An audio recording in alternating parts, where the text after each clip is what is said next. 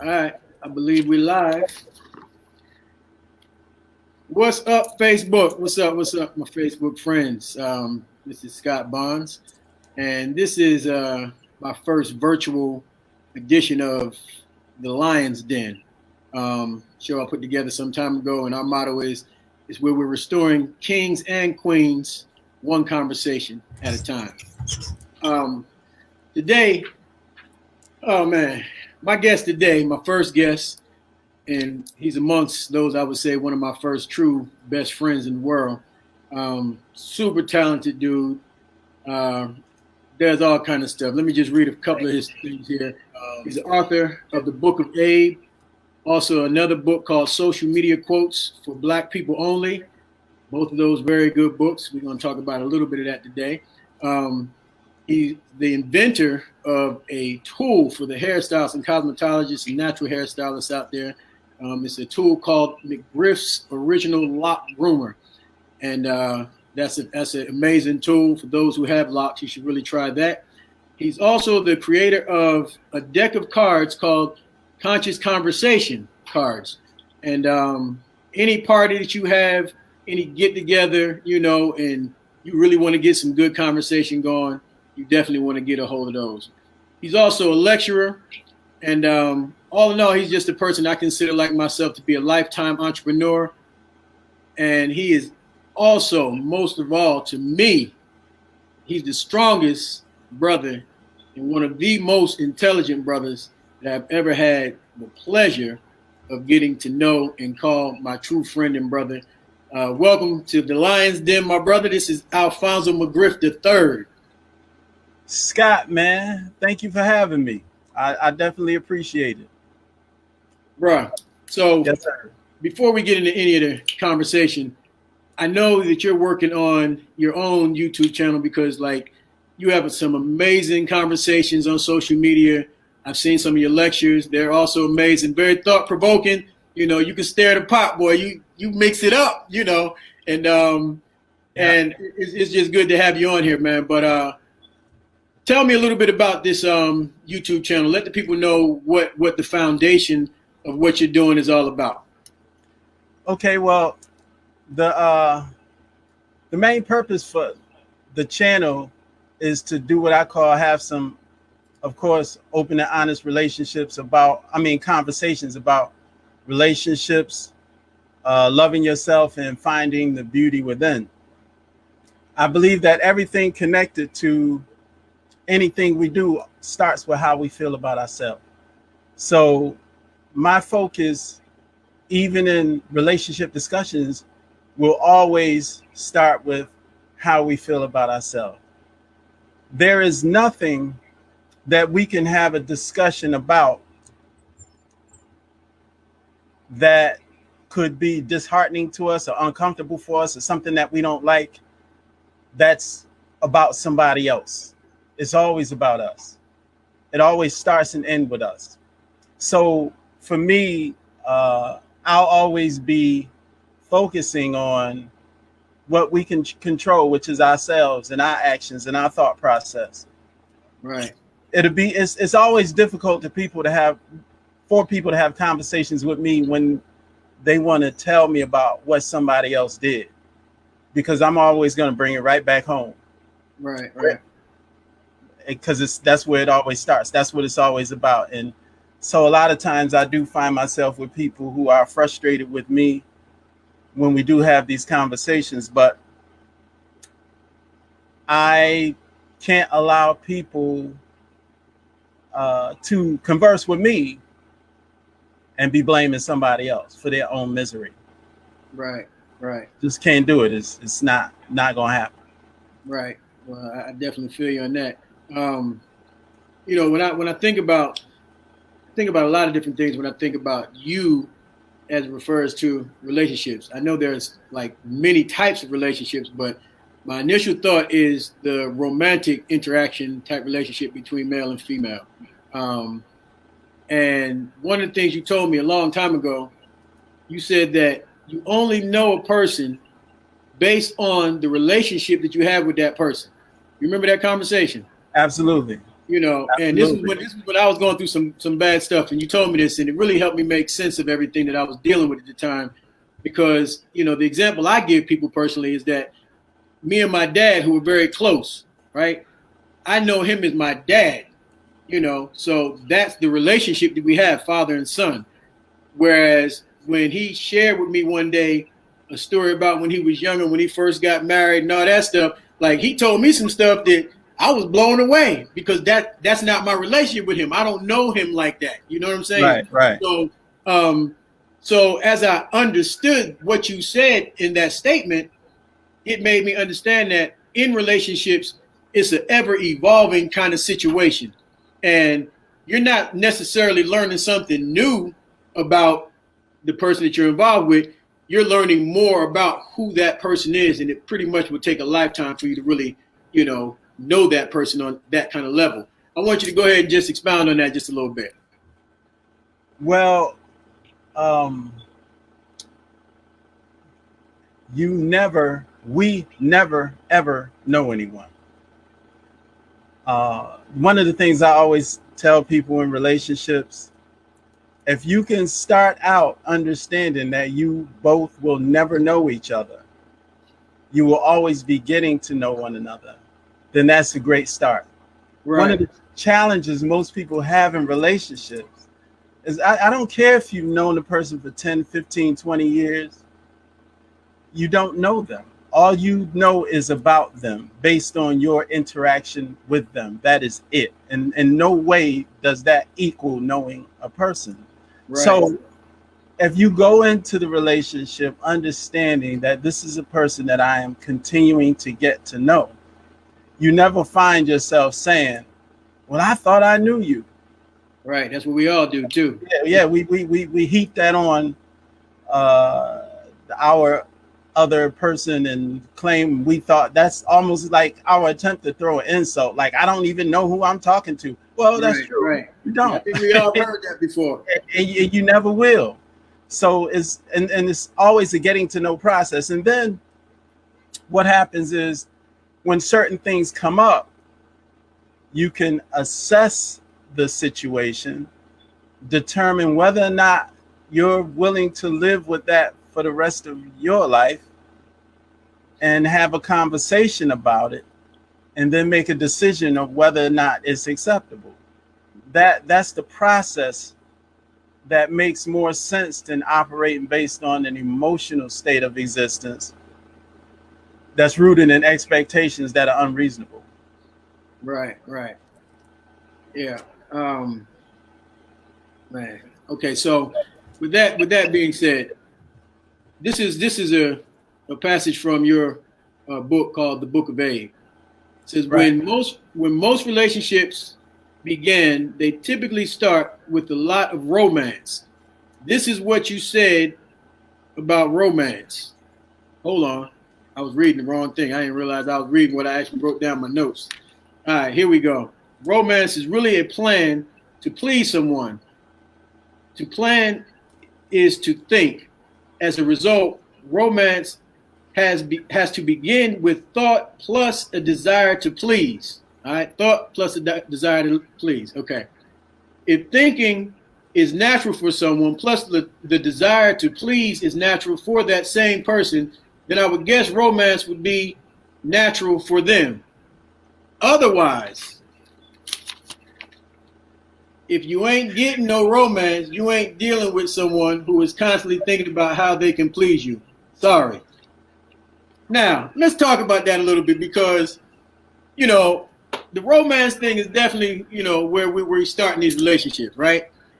But as a married person of 11 years, bro, we all understand that we got to keep the romance going in our relationships, whether you're married or not, just any relationship with some real longevity.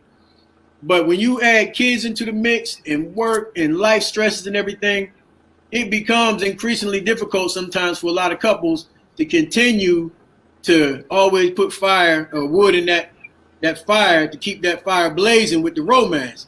And we start slipping up sometimes. What do you say to something like that, where that statement in the Book of Abe is concerned? Well, what I'm saying is and this might sound a little rough, but if you have a desire to romance somebody, it's only limited by your imagination. And imagination is unlimited.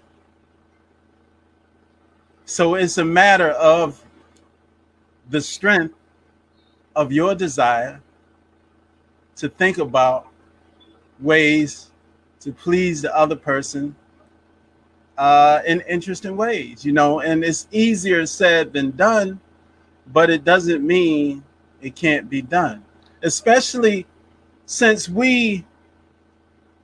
our relationships and how we involve ourselves in relationships is such that it's kind of normal to let things fade off. It's kind of normal. We even have conversations and speak about how, yeah, it's normal for the romance to kind of taper off with the kids and working, and we accept that. So that's what happens. But according to me, the romance only tapers off when the thought for a plan to please tapers off. Mm-hmm. And because our imagination is infinite in possibilities, then it just requires a desire to tap into that imagination and bring some romance into the situation.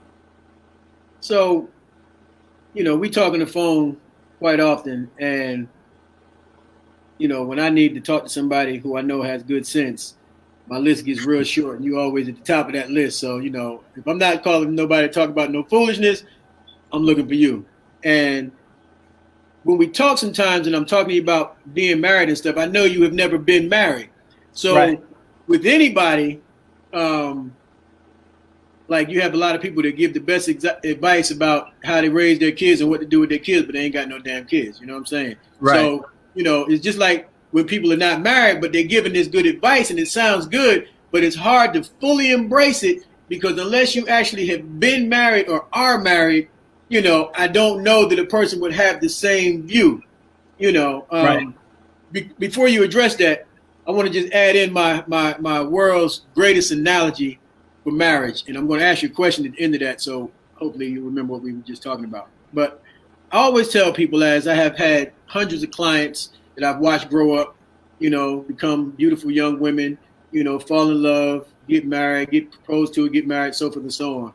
And I always tell them this is one of the things I always tell them.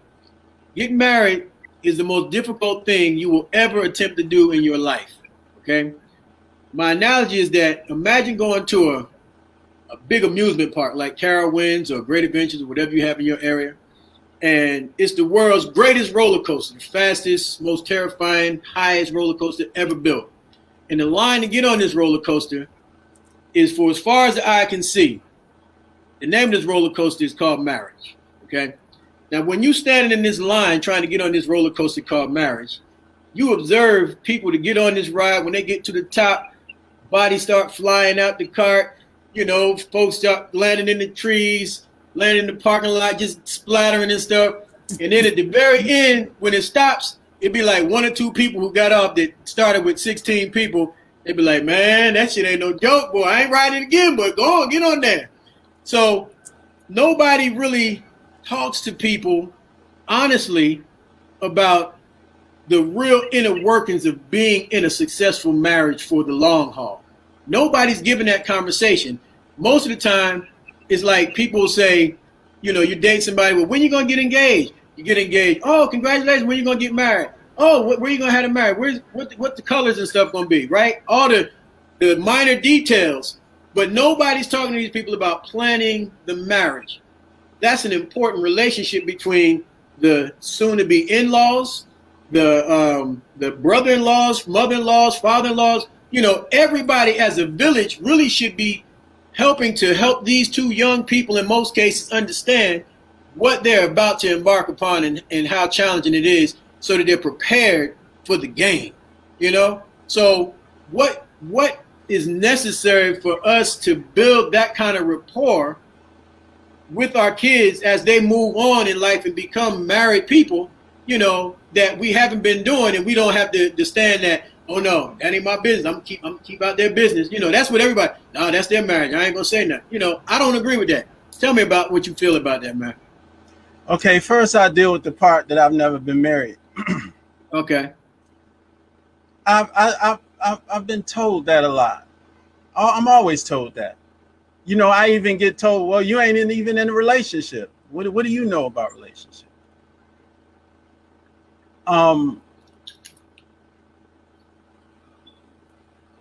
I feel like I can help you understand it's best to look both ways before you cross the street, even though I've never been hit by a truck. And the question is, does looking both ways to cross the street make sense?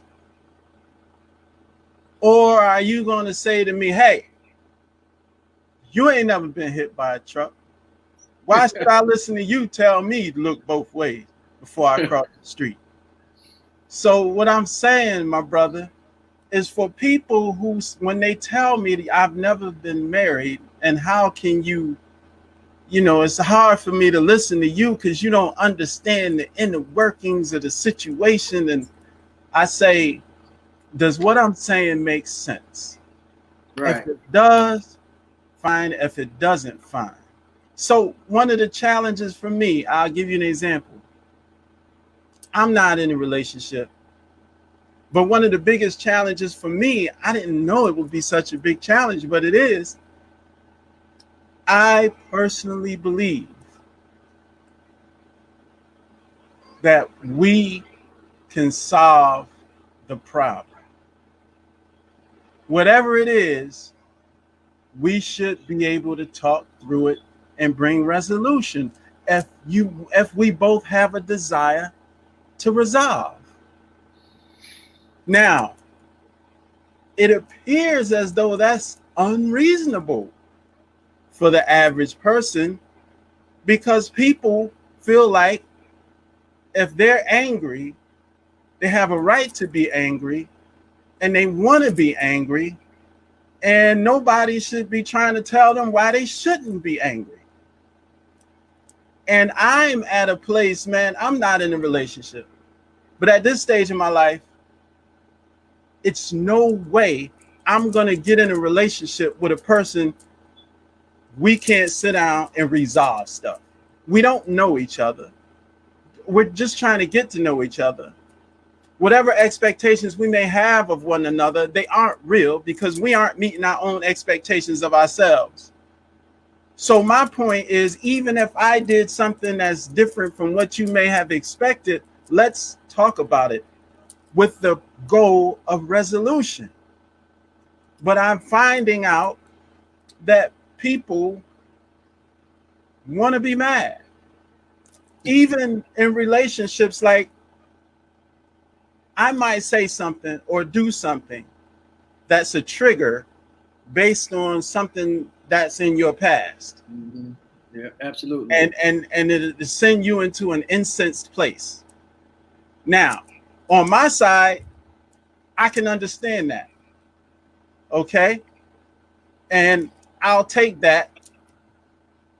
But at the same time, I'm saying, let's talk through it for the purpose and goal of resolution and work it out. If I can't be with somebody that's interested in resolution, then my black ass would be single for life. Because I'm not interested in arguing. I'm not interested in just being angry for the sake of being angry because you got a right to be angry, or because you've assessed me and decided that I'm analyzing you, and now I'm trying to psychoanalyze you and be your psychiatrist. I go through so much stuff. I'm sure. And I'm like, my words can't even be taken on the surface, bro. So, and it's okay because it's real. Because I'm not into denying reality. But where I am now is very unreasonable for most people. Whether you in a marriage or a friendship or whatever, it's very unreasonable for most people to say, hey, we can sit down and resolve it. If because I know I'm interested in resolving it. But you got to be interested in resolving it also. But if you just want to be mad, that's traditional. That's the traditional relationship. Right. That's how it goes. Whether it's a marriage or whatever. If that's how it is in marriage, I don't want no parts of marriage. So I'm saying I understand how things are traditionally. Even in a traditional marriage, people have the feeling that they have the right to expect certain things. Mm-hmm. Yeah, okay, that's cool. But if for whatever the reason they haven't met your expectations, doesn't mean that you have the right to be pissed off. It means that we should be able to talk about it and find out if it's possible for me to meet your expectations in this particular area or whatever that is, and then move through it. But this traditional angry fighting, I just feel like being mad, I don't want to solve it, bruh. Right. To me, that's what's important for young people to understand, to not, for this next generation to not be contaminated with what is identified as a traditional relationship. Right. All right. So you said traditional. I think that when people are dating, everything is nice. When people are engaged in they refer to one another as fiance, and it sounds kind of fancy. This is my fiance. You know what I'm saying? It make you feel grown up, make you feel like you're moving up in the world. And then you get married and you begin to call each other, this is my wife, this is my husband. And with those titles come expectations that we have, that we base on our relationship or our experience with our mothers and fathers and what we saw growing up and everything. You know, so in a traditional situation, for example, somebody might say, well, my daddy paid all the bills, and that's just what I expected. You see what I'm saying? Because remember, they were only planning the wedding. They weren't planning the marriage. So now they got married, and now they're trying to figure out this stuff because one feel like they're doing more than the other, so forth and so on. You know what I'm saying? So it's just interesting as I've had the opportunity to watch those dynamics unfold, and you know, just when you say get away from these traditional expectations, I think that's a lot of what happens. It's those titles that people begin, you know, like you hear dudes say, yeah, I like that on her, but I wouldn't want my wife to wear it. You know what I'm saying? You know, because our wife is a whole different entity to a great extent. You know what I'm saying? So, yeah, it's just interesting, man. It's just interesting. I think those titles really affect how we move in our relationships and everything. And Well, what you said before about doing something that might trigger something, that's another thing that I always recommend, that people really need to know as much as possible about how that potential spouse grew up, what their experiences were, you know, as a child, as a teenager, as a young adult, depending on how old they are. Like, you got to know as much as you can and not just negate, well, that's their past, that's in the past, that don't have nothing to do with us. No, it has everything to do with y'all and where your future is headed. You know what I'm saying? Do you agree with that? well, Hold on. I just want to point this out. See, we had these conversations on the phone a lot, but I always, in my mind, when I'm talking to you, I imagine you smiling just like you smile when you be talking, because you just always be so calm and you just smile and then you drop some knowledge and I'll be like, okay, that's a good perspective. All right, so go ahead. I just want to get that out. well, I'm a realist. This is why I feel like I could talk about so-called marriages and relationships, because I don't see, as a realist, I can't expect a title to make a human being equal something. Human beings are human beings in spite of titles, and human beings in relationships are human beings in relationships in spite of titles. Mm-hmm. So if we get so-called married and we operating based on that title, it doesn't change the fact that we are two human beings in a particular kind of relationship where we decided to commit ourselves to one another and to spend the rest of our lives together And that's what's significant. We've decided to spend the rest of our lives together. Now, the relationship is built on that decision, in spite of the titles, because we're still human. I don't care how long you know a person.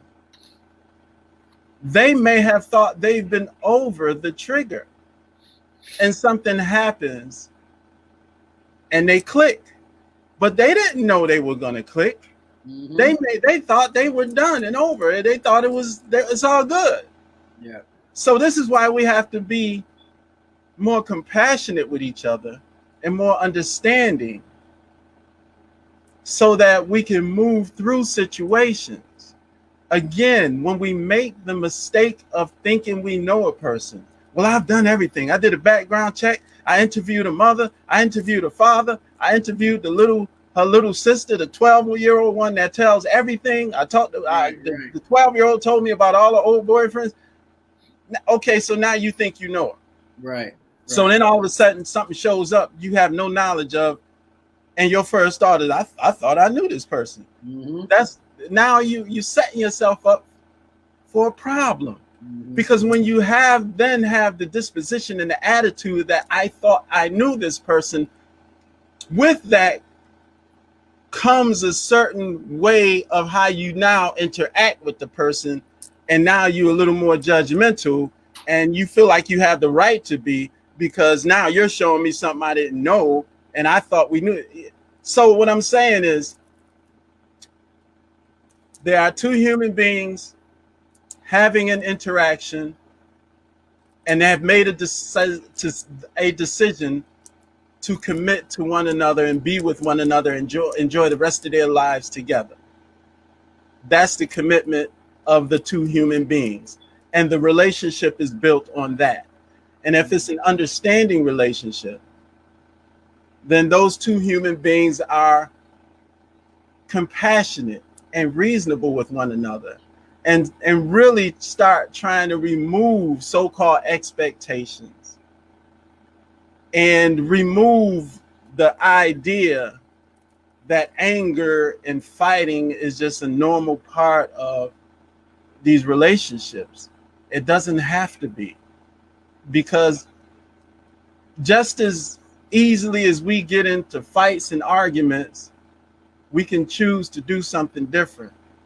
But because these things that we do in relationships called marriages or engagements or whatever are identified as traditional, and that's just how it is, we've accepted it as normal. You can hear people all the time saying, I mean, it's normal to have arguments and fights. That's normal. Yo, that's why I'm single. I ain't down with that normal. I'm like, we can work it out, man. Let's talk it over. Like, even if you are in such an extreme emotional state, I can fall back, but you can't train me to not talk about this so that we can move past it. That's another thing we do to each other. We train each other to never bring it up again, because you know how that pissed me off before. So we never bring resolution. So now this has a potential to resurface. And it usually does. I'm not going to get trained to not bring this up again, even if we take a moment away from it or a day away from it. This has to be addressed and dealt with if we both have a desire to resolve the issue. Again, in the traditional relationship, people stay in relationships for long periods of time without having a desire to resolve. We just keep throwing stuff on the shelf, backing it up. And I ain't gonna bring that up no more. Or we get told, I don't want to hear that no more. I ain't trying to hear none of that no more. That's it. I'm done with that. I'm gonna be honest with you. I haven't said that. You sound like me on a couple of occasions with that one. And I'm like, that's traditional. Right. That's normal. And I don't talk about how to have a normal traditional relationship. Right. Because they not real sexy to me. I'm looking at them and it's not sexy, and people are not happy, and people are not enjoying each other with these traditional relationships. So, Yeah, you're right. You're right. It's a lot of people out there that's caught up in the struggle, but I think we all have pockets of happiness and all that kind of good stuff. I read a book by Dr. Wayne Dyer, I believe his name is pronounced, and one of the most memorable quotes he had in there was something along the lines of, don't quote me, but basically, when two people learn to not try to prove one another wrong, a real miracle begins. And that's what happens a lot, I think, in relationships and arguments and trying to resolve stuff, is that one person is so busy trying to make the other person see why they're not right, and the other person doing the same thing. So you constantly butt heads and you never really get to move forward.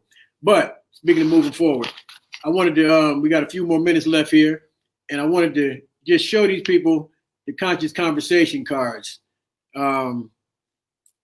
These are some cards that have a little bit of everything in here.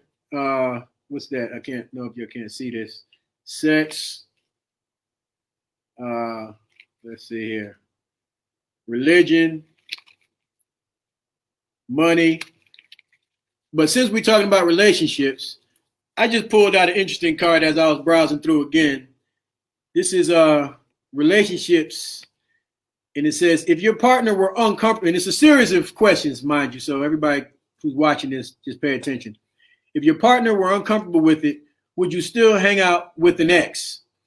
Okay, that's one question. Would you be willing to marry for money? Another question. Would you sign a prenuptial agreement? That's part of that question. And can divorce be a pleasant experience? Last question, why get married? You can hit on any one of those you want to hit on before we get off of here, man.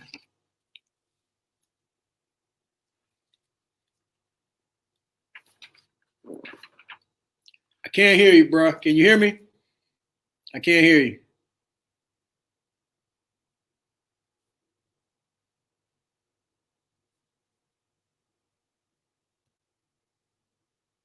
Say something. It says your mic isn't connected.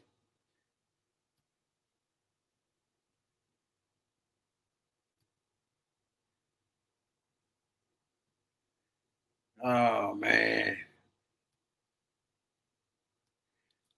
Don't know what happened. Can't unmute, I guess.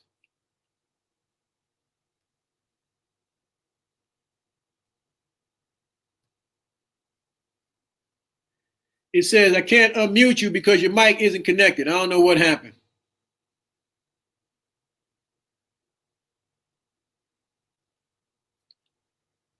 Well, people, this is just, what happens when you're doing stuff live.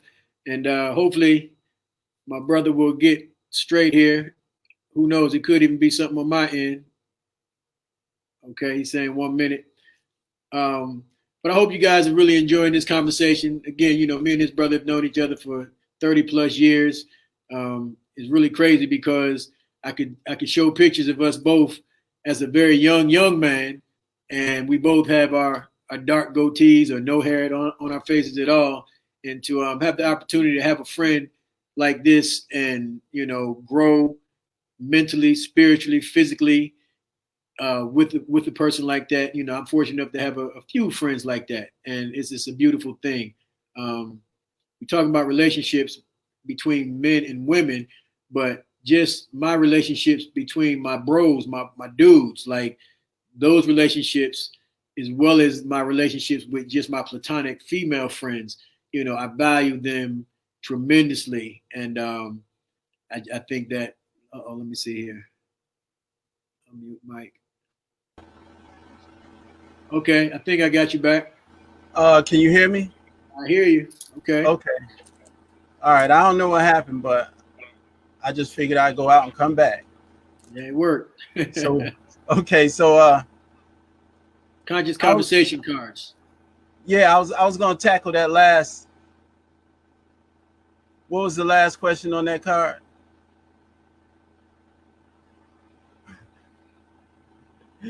Scott, read the last question, man. No, I was holding up for the people to see. Oh, okay. The last question was why get married. Yeah. Why get married?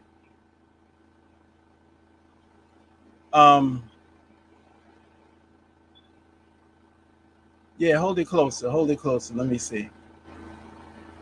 Let me see. Oh no, I want to deal with the first one. That's the one I wanted to deal with. Okay, okay. If your partner were uncomfortable with it, would you continue to hang out With an ex. with an ex? Now, what I would say is this.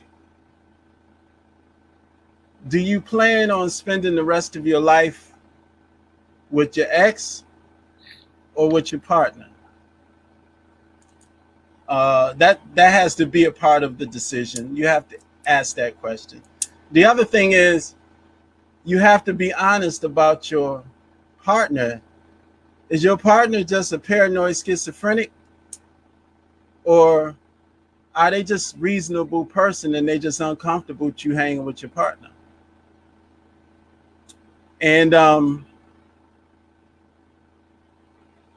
the other thing that I would say to women, and well, hell, I would say just as a truth, as men, many of us have been in a situation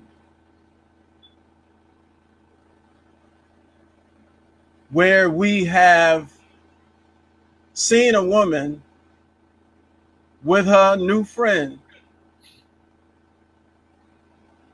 or how am I going to say this? Many of us, It's not a phone conversation. Hold on. Many men have been in situations where they see a sister they know out with her friend, and then she'll boldly introduce her friend to us, knowing that we still mixing it up every now and then. Mm-hmm. And so as a man, when you look at that situation, it's hard for you to see it being a done data, especially if it's an ex.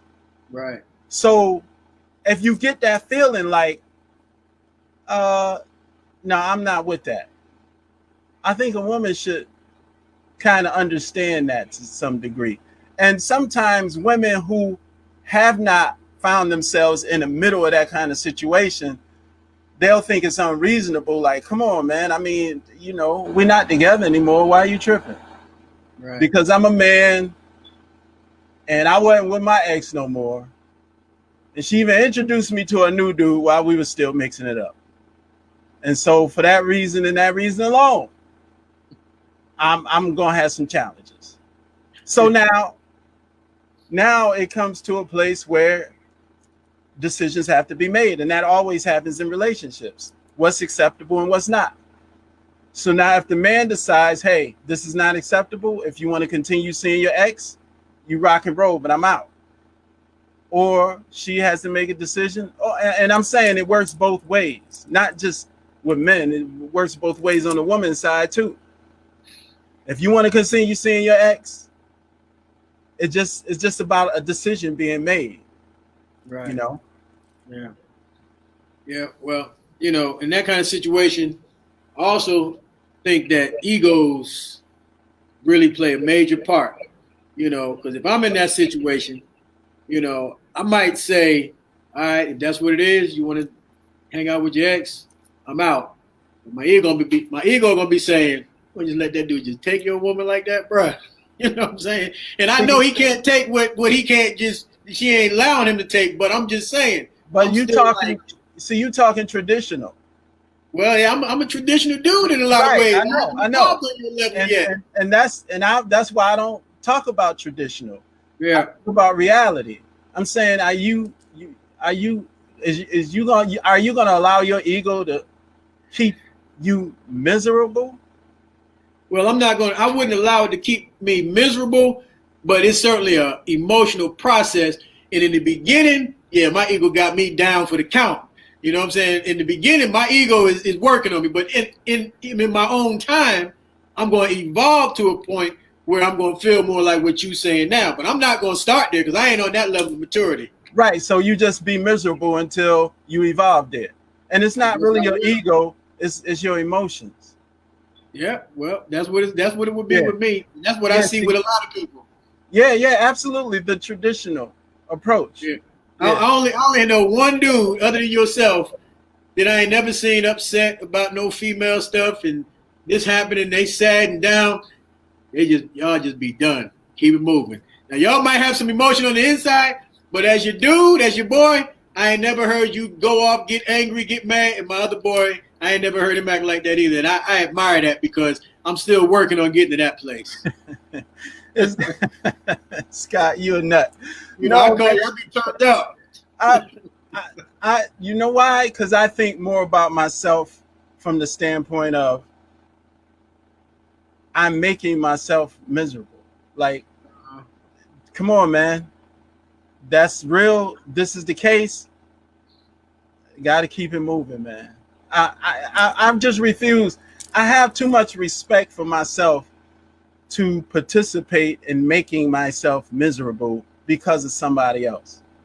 Yeah. And so I think that's the thing that helps me out. Well, with that being said, bro, that's why I love you and admire the hell out of you. And I hope and I aspire to evolve to a level that you are on with how you are and how you handle things, bro, because between you just smiling all the time and always staying calm and watching your response to people who be vile on social media, and you just thank you for your comment. I appreciate your man. I be wanting to light them jokers up for you, man. But look, man, I really enjoyed having you on this show as my first guest. I think it went very, very good, relatively uninterrupted. And, you know, I'm gonna say we're going to be out of here. And, again, I just appreciate you being on. Hey, man, I thank you for having me. And I'm going to keep you posted on my new YouTube page. And I look forward to all of y'all coming to check me out and listening to what I have to say. Now, is it a way that you can, like I held up these conscious conversation cards, do you have something you could hold up so people could know, or you could say what your YouTube channel is, or, you know, how can they get in touch with your YouTube channel and like it or whatever? Actually, my YouTube channel, my new YouTube channel is my name, Alfonso McGriff III. So if you go on there, some other stuff might come up, but you'll see my YouTube channel come up as well. But it's Alfonso McGriff III. That's literally the name of my new YouTube channel. All right. So if you can go and subscribe and hit the bell and be notified when I start posting videos, that would be great. Sounds good. I definitely would be amongst, well, I already did like it and everything. I'm already subscribed. I might have been your first subscriber, so I'm happy to say that. But look, we're going to get out of here. And once again, this is Scott Bonds, and we are leaving the Lion's Den where we are restoring kings and queens, one conversation at a time. Love you guys. Deuces. I'm out.